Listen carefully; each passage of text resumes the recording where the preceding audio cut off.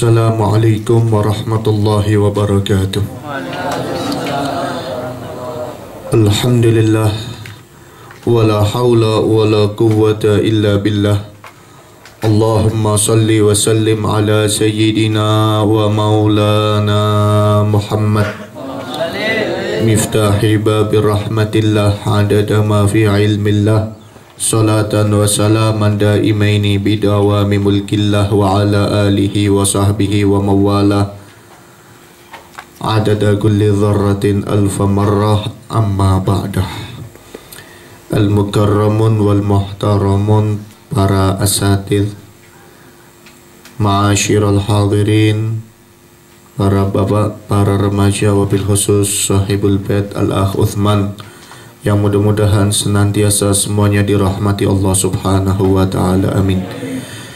Syukur alhamdulillah, pada malam hari ini Allah subhanahu wa ta'ala mengumpulkan kita semua untuk bersama-sama membacakan hadrah basaudan yang isinya merupakan munajat kepada Allah, meminta pertolongan kepada Allah, tawassul kepada para aulia, kepada para kekasih Allah, kepada orang-orang soleh, yang mudah-mudahan munajat kita, permohonan kita, tawassul kita menyebabkan Allah subhanahu wa ta'ala menurunkan keridhaannya kepada kita, sehingga kita tidak keluar dari majlis ini kecuali telah mendapatkan ridha, ampunan dari Allah subhanahu wa ta'ala, amin.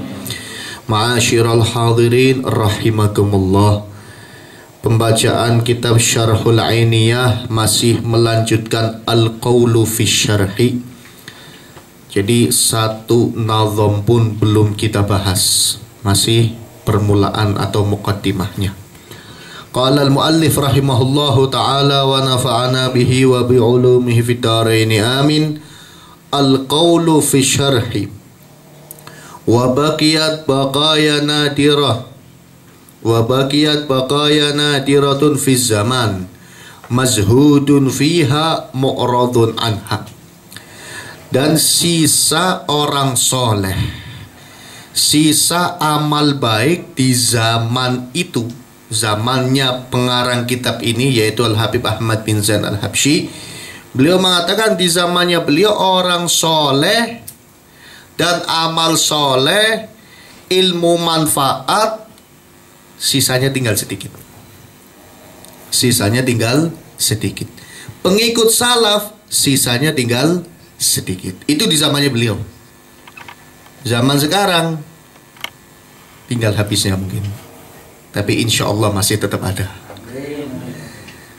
Sisanya tinggal sedikit di zaman itu. Mazhudun fiha, dan mereka tidak dibutuhkan. Orang-orang soleh di zaman itu, kata Habib Ahmad bin Zain Al-Habsyi, para aulia udah nggak dibutuhkan lagi. Mu'radun anha, dijauhi. Apalagi zaman sekarang. Zaman sekarang ini orang yang istiqomah ibadah, melihara jenggot, melihara sunnah, suka ke masjid, wah teroris tangkap. ISIS. Bukan hanya orang-orang berpaling dari orang soleh, tapi malah orang solehnya dicurigai, kan lebih parah dari dulu. Mu'radun anha, orang soleh, ilmu manfaat, perkara yang hak, merasa tidak dibutuhkan, dan orang berpaling dari semuanya itu. Kalau kita dengar ada wali, ada orang yang doanya manjur, ada yang punya keramat, mungkin sebagian datang ke situ bukan untuk minta nasihat, bukan untuk mencari ilmu manfaat, tapi urusannya dunia semua. Wah, Syekh Fulan, Habib Fulan doanya manjur, tamunya ngantri dari awal sampai tamu terakhir, urusannya toko pengen laris, belum dapat kerjaan, anaknya mau lamar kerja, belum dapat jodoh. Pas anak belum dapat anak. Zaman dahulu orang datang ke orang soleh bukan itu urusannya. Apa? Wahai Syekh atau wahai Habib, saya kok akhir-akhir ini ibadahnya nggak bisa khusyuk. Ada apa di hati saya? Saya sekarang hatinya rusak, jarang ingat kepada Allah, obati penyakit hati saya. Saya sering hasud, bagaimana caranya? Itu dulu. Sekarang Urusannya dunia semua. Bahkan lebih parah dari itu, kadang ulama ditanya nomor ini yang keluar berapa. Kalau tidak salah pernah cerita di sini saya. Ada tamu datang ke tempatnya Romo Kiai Hamid minta nomor. Kata Kiai Hamid, judi, zina, 2 perkara ini tinggalkan. Kiai Hamid ngomong 2 ini. Pasang aja nomor 2, keluar sopan. Dan ini kejadian nyata. Karena segala sesuatu yang keluar dari orang soleh diyakini jadi. Makanya aulia, jumlah aulia itu tetap. Tapi zaman sekarang banyak orang yang meninggal. Ataupun kalau ada, para aulianya yang menutup diri. Karena zamannya zaman fitnah. Zamannya zaman fitnah. Kenapa orang-orang itu meninggalkan perkara yang hak? Kenapa banyak manusia meninggalkan orang-orang soleh, berpaling dari orang soleh, berpaling dari aulia? Apa penyebabnya? Li ghalabatil jahli ala ahli zaman. Karena penduduk zaman ini sudah menyerang mereka penyakit kebodohan. Lebih banyak orang bodohnya daripada orang pinternya. Mudah-mudahan kita termasuk bukan orang bodoh. Amin. Sebab orang itu ada 4 golongan menurut Al-Imamul Khalil. Dari pandangan syariat, dari pandangan ulama, dari pandangan tasawuf, orang itu ada 4 macam golongan. Ada 4 macam golongan. Pertama, rajulun yadri wa yadri annahu yadri, fadzalika alimun fattabi'uhu. Kelompok pertama adalah golongan pertama adalah golongan orang alim. Orang yang mempunyai ilmu, yang mengetahui ilmu. Fahuwa yadri, dan dia sadar kalau dirinya itu punya ilmu. Bukan bangga, bukan sombong, tapi sadar. Beda antara sadar dengan bangga, itu beda. Kalau sadar itu dia sadar kalau dirinya punya ilmu, sehingga dia merasa mempunyai kewajiban untuk mengamalkan ilmunya dan untuk menyampaikan apa yang dia punya. Itu namanya sadar. Kalau bangga, merasa paling pinter. Ini bangga dan sombong. Ini bangga dan sombong, beda. Yang masuk golongan ini adalah orang yang punya ilmu dan sadar kalau dirinya punya ilmu. Wadzalika alimun, itulah orang alim. Fattabi'uhu, tugas kita apa? Mengikutinya. Tugas kita mengikuti. Tapi jangan jadi jurinya ulama. Jangan jadi jurinya ulama. Wah, enak itu ceramahnya, ke situ aja. Yang itu kurang enak ceramahnya. Jangan jadi jurinya ulama. Ini alim, kalau fulan kurang kayaknya, kurang alim. Ini aja yang diikuti. Jangan, itu bahaya. Karena apa? Lahmul ulama masmum. Dagingnya ulama itu penuh dengan racun.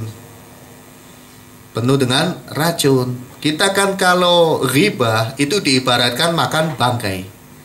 Kalau ghibah orang biasa. Kalau ghibah ulama diibaratkan makan bangkai yang ada racunnya. Lebih bahaya lagi daripada makan bangkai biasa. Masih penting ghibah orang biasa daripada ghibah ulama.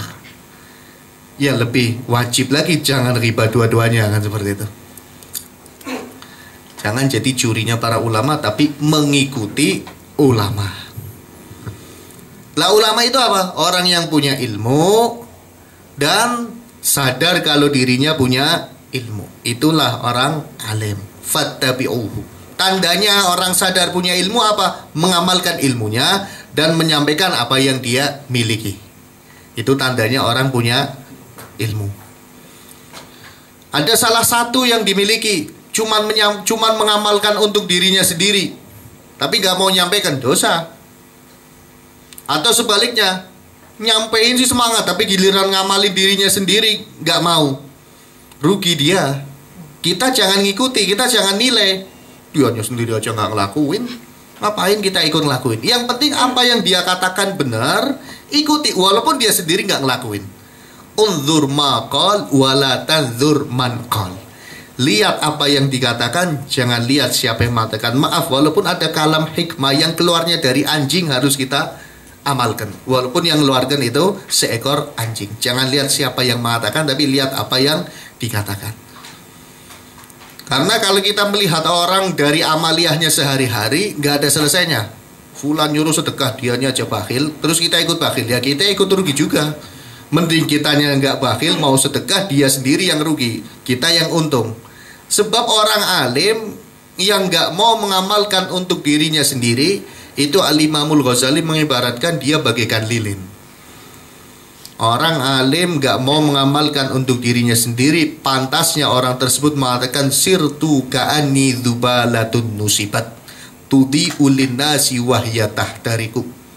Orang alim yang nggak mau mengamalkan ilmunya, pantasnya orang itu mengatakan aku ini bagaikan lilin, ngasih penerangan ke yang lain tapi dirinya sendiri terbakar. Na'udzubillahi min dzalik. Jadi tandanya orang punya ilmu itu mengamalkan untuk dirinya sendiri dan menyampaikan apa yang dia miliki tanpa ada rasa bangga diri. Ini golongan pertama. Golongan kedua, rajulun yadri wala yadri annahu yadri. Fadzalika naimun fa'aikiduhu. Golongan kedua adalah kelompok orang yang punya ilmu tapi nggak sadar kalau dirinya punya ilmu. Mondok lama, 10 tahun, 15 tahun. Paling nggak kan Safina udah paham. Pulang dari pagi sampai sore di pasar. Salah, benar. Tapi sisakan waktu untuk menyampaikan apa yang dia punya. Pulang, istirahat, maghrib sampai isya buka dagangan depan rumahnya. Sampai jam 12 malam, tidur, pagi, pasar. Kitab tutup semua, masukin kerdus di lakban. Padahal punya ilmu. Itu ibarat orang tidur. Fadzalika naimun, dia itu orang yang tertidur. Orang tidur lama, kan wajibnya kita bangunin. Bangunin dia biar sadar. Ingatkan dia biar sadar. Kamu ini punya ilmu, Anda punya ilmu, sebarkan, amalkan. Karena hukumnya wajib. Amal ilmu itu diamalkan tanpa boleh disampaikan, itu hukumnya wajib. Nah, orang seperti ini tidur masih mending. Tidur tinggal kita bangunin untuk sadar. Jangan ada orang mau bangun disuruh tidur, ini yang bahaya. Mau bangun dia mau semangat ngajar, udah banyak kiai di sini, ngapain ngajar? Atau baru punya ilmu apa kamu mau ngajar? Siapa? Anaknya siapa? Akhirnya minder, nggak jadi. Ini orang udah mau bangun disuruh tidur, bahaya lagi yang nyuruh tidur. Yang tidur aja suruh bangun, ini udah melek suruh merem. Na'udzubillahi min dzalik. Jangan sampai kita menjadi orang-orang yang menidurkan orang alim.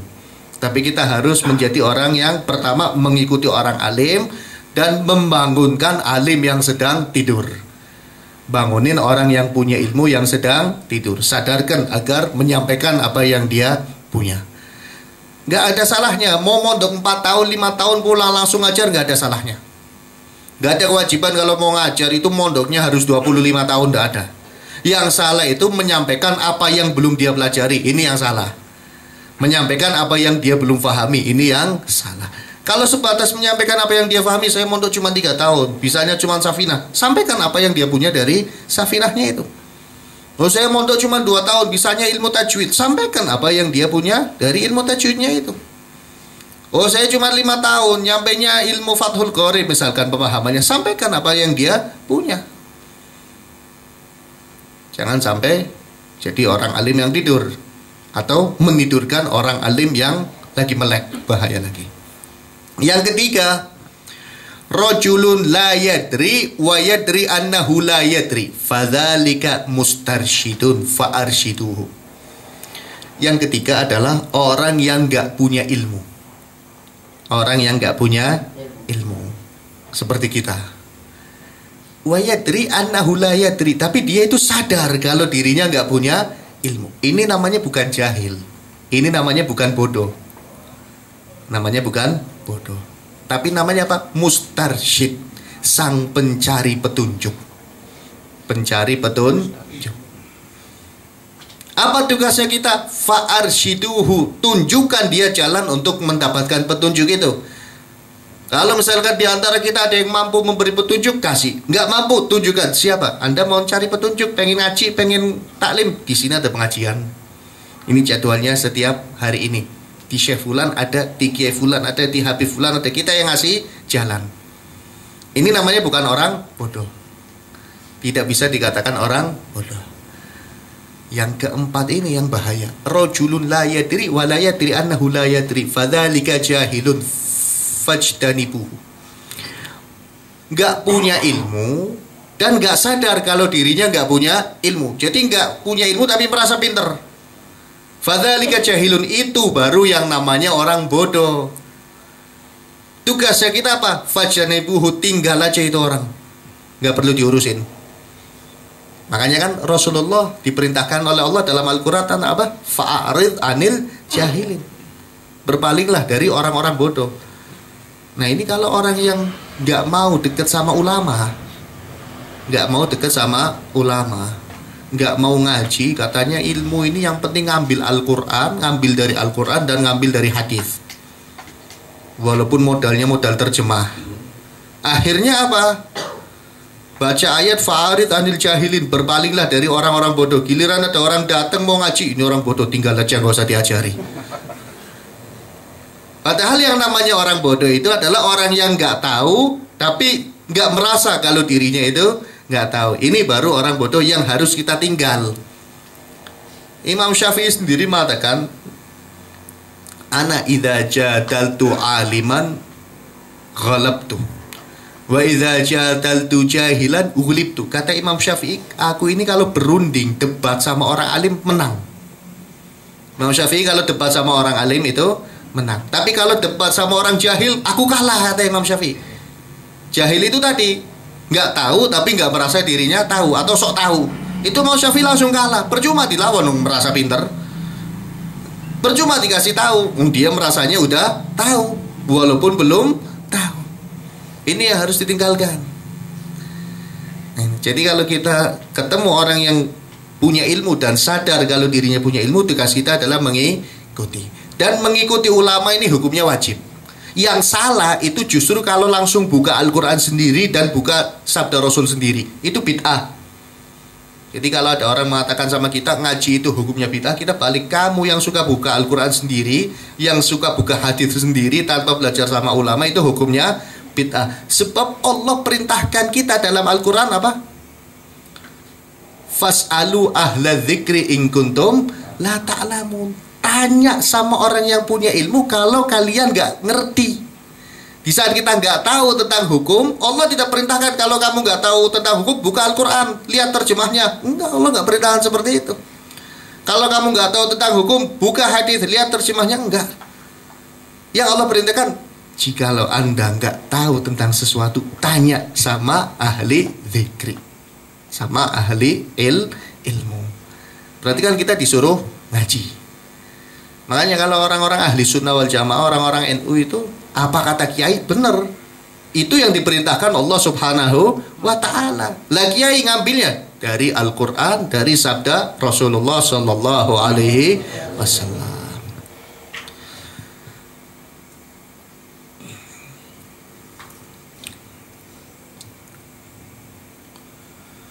Jadi kenapa orang soleh sekarang banyak ditinggal? Itu sebabnya karena zaman sekarang lebih banyak orang jahilnya daripada yang nggak jahil. Orang jahil itu tadi nggak ngerti tapi merasa udah ngerti. Itu orang jahil. Sehingga apa? Ya karena merasa udah ngerti nggak mau ngaji. Karena merasa udah punya ilmu nggak mau dekat dengan ulama.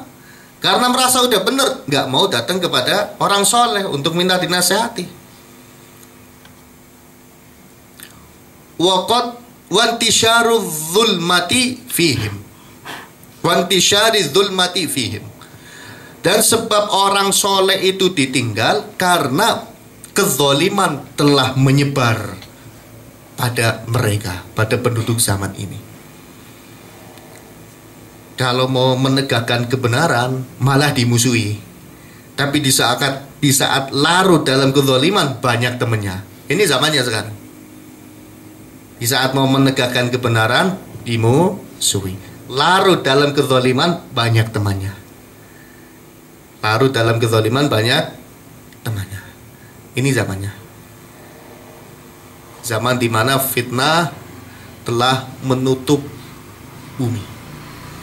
Makanya Nabi kan mewanti-wanti kita dari jauh-jauh hari sebelumnya. Nabi mengatakan kulil haqqa walau kana murran. Katakanlah yang benar walaupun itu pahit. Karena orang yang selalu mengatakan apa yang hak akan pahit untuk dirinya sendiri, akan berimbas jelek untuk dirinya sendiri. Dianggap ekstrim, dianggap terlalu keras, dianggap sok suci, macam-macam. Contoh, ada orang datang ke kiai, "Kiai, gimana hukumnya minjem duit ke bank?" "Oh, dosa besar itu, riba hukumnya, bisa masuk neraka." Langsung pulang ini tamunya. Kiainya ini sok suci, orang lagi susah minjem duit ke bank, tidak boleh. Tidak tahu keadaan sekarang, tapi datang ke ustaz satu, "Ustaz, gimana minjem duit ke bank?" "Tidak apa-apa, halal buat taruh." Wah, ini alim ini, tahu hukum. Karena gitu. Jadi apa yang sesuai dengan keinginan hatinya baru dibela, baru dibela. Nggak sesuai, nggak dibela. Nggak sesuai, nggak diikuti, dikatakan kurang alim ini orang ini. Datang lagi ke kiainya, "Gimana ini kiai? Hukumnya orang menjual atau menjual sesuatu kepada orang yang hasil pekerjaannya itu haram semuanya. Hasil pekerjaannya itu haram semuanya." Contoh, maaf, ini pernah kejadian. Jadi ada orang buka toko tapi di komplek lokalisasi. Yang beli itu 100% pelacur. Kalau nggak pelacur, ya orang yang mau melacur. Itu hukumnya gimana? Saya katakan haram, dosa. Datang orang, "Oh, enggak apa-apa, yang penting jual belinya jual beli yang sah." Ini yang alim, itu tadi salah hukumnya. Ya terserah mau ambil yang mana. Seperti itu. Karena apa? Kezaliman di zaman sekarang sudah merajalela. Jadi kalau kita melawan kezaliman, kita melawan arus, sakit. Tapi kalau kita mengikuti kezaliman, kita mengikuti arus. Enak sekarang, tapi sakit nanti di akhiratnya. Na'udzubillahi min dzalik. Makanya kita harus tetap untuk berada dalam garis yang benar, walaupun itu sakit untuk kita. Walaupun itu sakit. Toh pada akhirnya orang yang istiqomah dalam kebenaran nanti akan nampak kebaikannya. Nanti akan terlihat kebenarannya. Pasti itu. Pasti itu. Kapan waktunya itu pasti Allah tampakkan ini yang benar, yang lain salah. Tapi jangan itu yang dicari. Kenapa kok seperti ini? Iya, biar orang-orang tahu kalau saya ini yang benar. Bahaya. Sebab setan juga ini kadang mengganggu kita selembut mungkin. Udah berjuang istiqomah, terakhir hati kita dirusak. Na'udzubillahi min dzalik. Kita juga harus hati-hati dalam melangkah. Wal ghaflati fihim. Dan juga wantisyaru dzulmati fihim wa hadhil baqaya anwarun wa la tusyahadul anwaru illa bin nur. Dan sisa-sisa orang soleh, sisa-sisa kebaikan itu cahaya, merupakan cahaya. Wa la tusyahadul anwaru illa bin nur. Dan cahaya tersebut tidak bisa disaksikan kecuali bagi orang yang mempunyai cahaya juga. Orang soleh nggak mungkin ketahuan solehnya kecuali kalau yang melihat juga orang-orang yang soleh. Orang baik nggak mungkin kelihatan baik kecuali kalau yang melihat juga orang baik. Orang soleh yang lihat koruptor, kira-kira kelihatan baik apa jadi musuh? Jadi musuh. Orang tegas dalam dakwah, tapi yang lihat pemabok, wah musuh saya ini. Orang tegas dalam dakwah, tapi yang lihat pelacur, maaf, oh ini musuh saya. Tapi kalau yang lihat sama-sama orang benar, baru tahu ini yang namanya orang benar.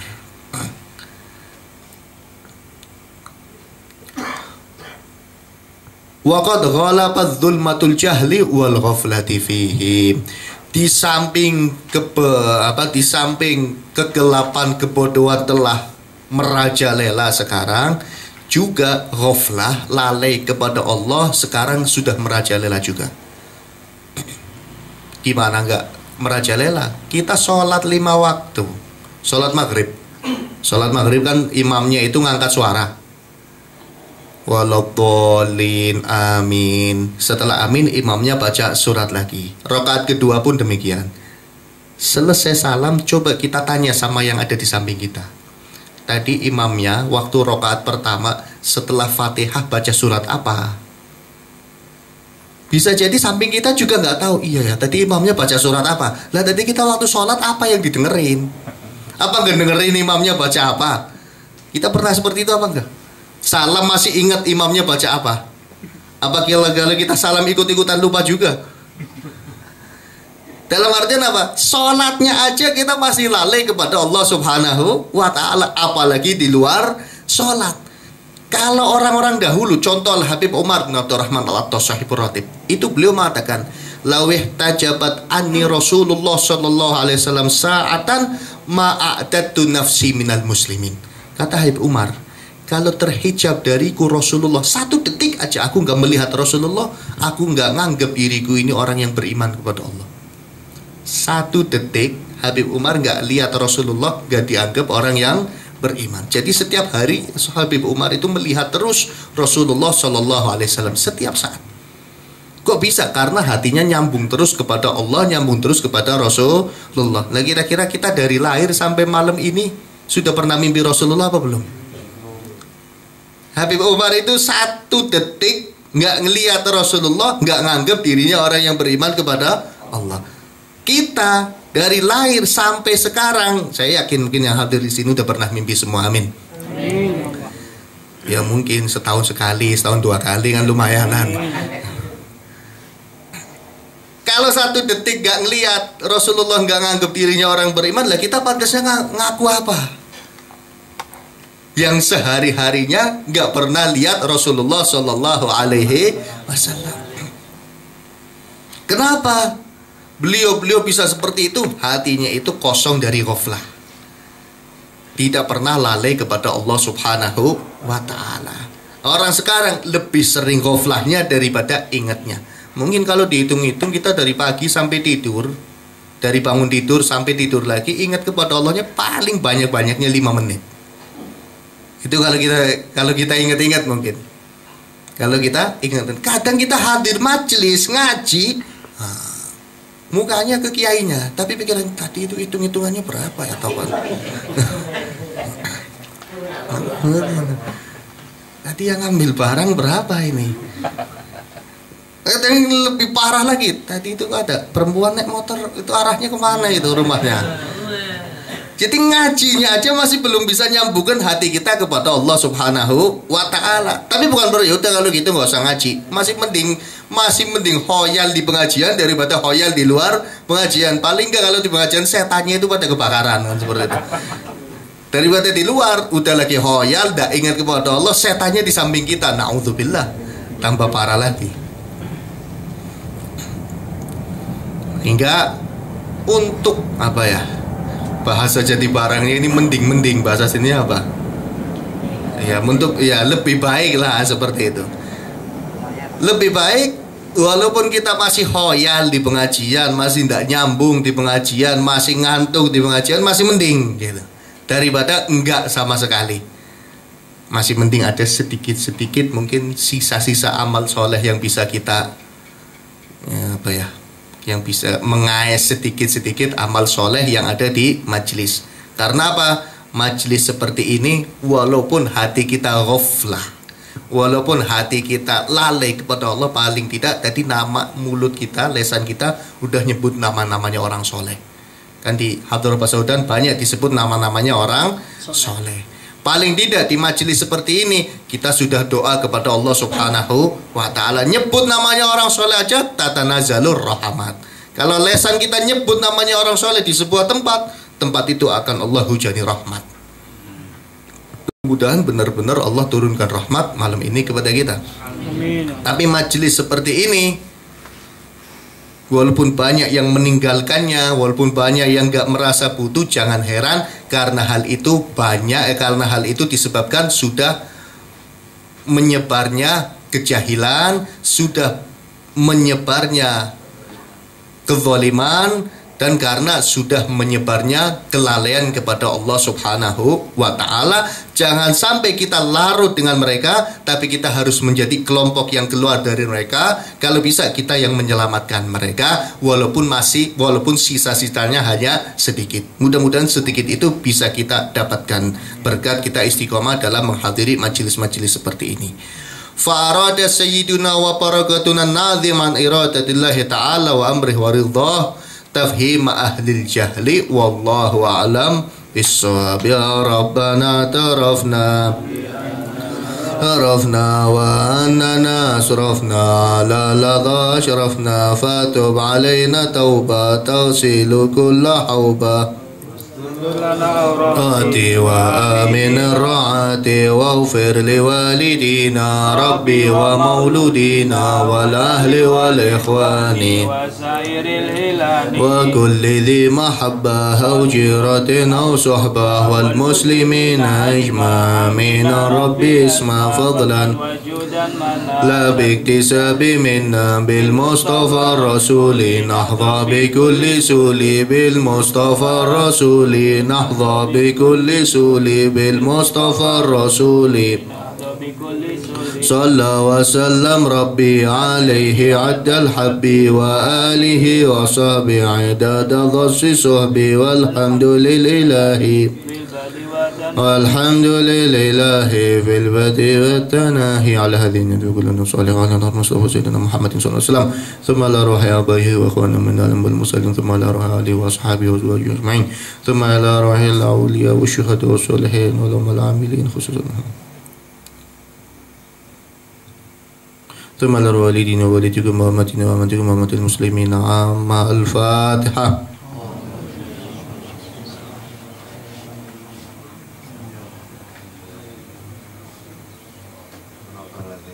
ربنا تقبل منا إنك أنت السميع العليم وتب علينا إنك أنت التواب الرحيم. سبحان ربك رب العزة عما يصفون وسلام على المرسلين والحمدلله rabbil alamin. Ini saja yang bisa saya sampaikan. Mudah-mudahan ada manfaatnya, kurang lebihnya mohon maaf. Billahi taufiq wal hidayah wa ridha wal inayah wal afu minkum. Wassalamualaikum warahmatullahi wabarakatuh.